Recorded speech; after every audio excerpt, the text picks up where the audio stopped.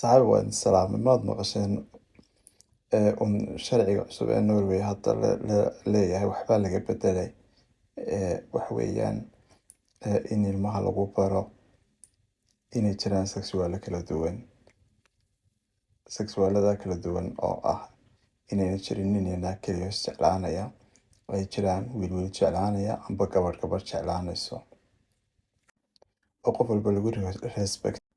walba lagu respect gareeyo dareenkiisa, oo ay xuquuqda bini'aadamka ka mid tahay in qofka lagu respect gareeyo dareenkiisa, oo aan lagu aflagaadeyn, lagu caayin, lagu dhaleelin, cadaabna loo dirin. Iskuullada waddamadan ilmaha laguma baro kaliya xisaabta iyo chemistry-ga iyo sayniska, ee waxaa lagu baraa ilmaha akhlaaqda iyo habdhaqanka bini'aadamka kale loola dhaqmo, iyo sida nolosha qofka loogu sii diyaar gareeyo siduu qofku qof fiican oo karakter fiican haysta oo bulshada si fiican ula dhaqmo oon criminal ahayn inuu ilmuhu noqdo ayaa iskuulka lagu baraa. Dadka ugu badan ee waddamadeennan had iyo jeer la dhibaateeyo iskuullada bullying-ka lagu sameeyo waa dadka LGBT-ga.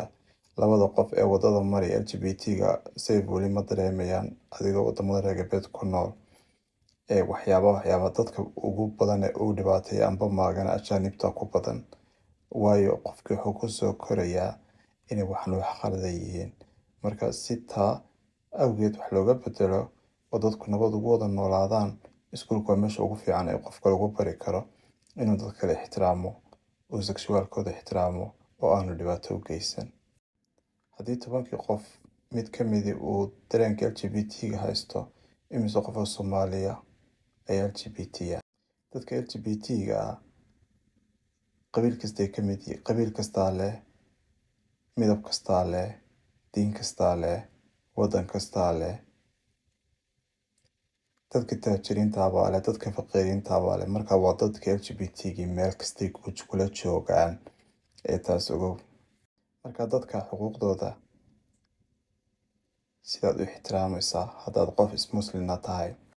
Waxaan arkay TV-ga markay soo istaagaan dadka muslimiinta badanaa waxay dhahaan waxaan haysanaa religion free head. Anna waxaan haystaa human rights free head. So taa awgeeda kuma joojin doontid xorriyaddeeda, kuma istaagi doontid. Nin odayaba shalay tole live soo galo wuxuu dhahay markaad Soomaaliya joogteen waad ku nooladeen Soomaaliya, anigu waa ogahay, laakiin ashuun baad ku addimi jirteen, halkana calan baad taagiteen. So markaa Soomaaliyay waxaad ii diidan tahay xorriyadda miyaa? Adna waxaad rabtaa inaad xorriyad haysataan dadkiina street-ka ah, annagana waxaad rabtaan inaad xorriyadda naga qaadaan. Taasu sidee macquul u tahay?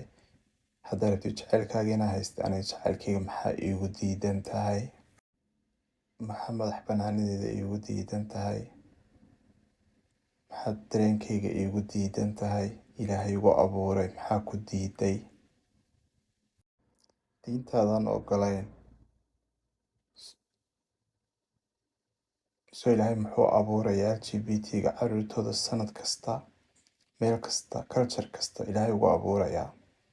Ilaahay LGBT-ga wuxuu abuurayaa inuu adduunka keeno dabeedna ciqaabo, akhrina cadaabo. Saasuu abuurayaa.